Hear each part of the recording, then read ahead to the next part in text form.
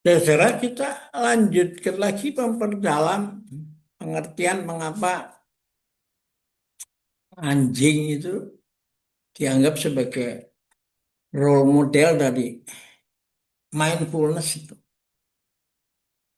Dia bisa menjaga rumah kita dalam keadaan rileks, seolah-olah tidur itu, kosong itu ya. Tapi begitu ada tamu, orang datang, ada orang asing, lalu dia mulai menengok, dan kalau dilihat orang asing betul ya dia gonggong itu. Kalau dia orang dalam ya dia tidur lagi. Nah itu ditulis dalam apa dikasih kedudukan yang terhormat anjing itu. Nah lalu so what? Setelah itu apa berhenti di situ? Nah, karena di atas langit masih ada langit yang lebih tinggi. Nah, implikasinya bagaimana? Nah ini dalam buku saya ini di halaman ini ada bagaimana huruf-huruf ini ditulis ya. Yang paling atas itu adalah kecil, manusia masih kecil. Yang di bawahnya adalah manusia yang sudah secara fisik dewasa. Dan yang ketiga ini adalah hati. Ya, hatinya yang harus dididik. Ya, supaya bisa menjadi manusia besar tak. Ya, ini tak. Nah, ketika terus dia mau bisa belajar, terus mau belajar, dia menjadi tai. Bawahnya ini ya, titiknya ditambah titik di bawah aja. Nah, ketika dia berhenti belajar menjadi anjing itu, ya. Jadi beda tipis antara super pintar dengan bodoh itu beda tipsnya berhenti belajar aja, ya. Dengan hanya berhenti belajar dari kedudukan tinggi itu berubah menjadi anjing itu. Nah, itulah implikasi dari ajaran Konfusius yang mengatakan you harus belajar seumur hidup itu. Ya, caranya bagaimana ya kalau pisau diasah dengan batu asah ya manusia diasah dengan manusia kan.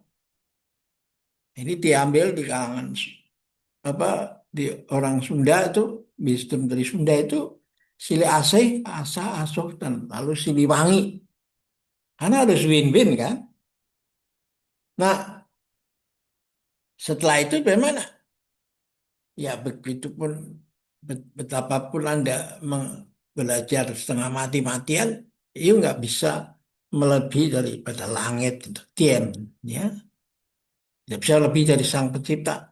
Nah, caranya juga ada satu garis dari bawah, goresan terakhir, dari bawah sampai ke atas ini. Arahnya kuas ke atas.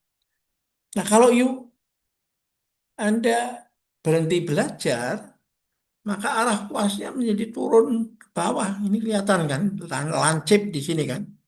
Lancipnya di bawah. Ini menunjukkan bahwa kuasnya ditarik dari atas ke bawah. Nah, itu Anda berubah menjadi hantu itu. Karena itu mungkin terinspirasi kosakata ini.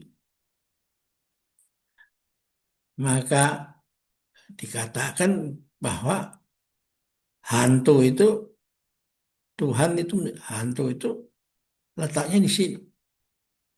Karena itu ya harus terus-menerus menjadi manusia yang baik kalau harus mau itu harus berusaha berikhtiar terus ya ada. Nah itulah implementasi daripada pandangan Lao Tzu. Setiap hari melangkah, setiap hari satu langkah meskipun perjalanan masih ribuan li dan setiap hari berbuat baik meskipun banyak rintangan. Nah oleh manajemen Kaizen di apa di reduksi lagi pada detik ini lebih baik dari 1 detik lalu. satu detik kemudian lebih baik dari detik ini. Nah, setelah itu baru membuat Jepang itu maju di dalam teknologi. Nah, semua misalnya itu juga sumbernya pada Konfusius ketika dia membawa muridnya melewati sebuah sungai, dia mengatakan, coba lihat itu sungai. Kelihatannya diam kan, tapi kamu diri di satu tempat dan hidup air di situ dan dilihat di mikroskop, isinya beda dengan 1 detik lalu. Dan 1 detik kemudian beda lagi.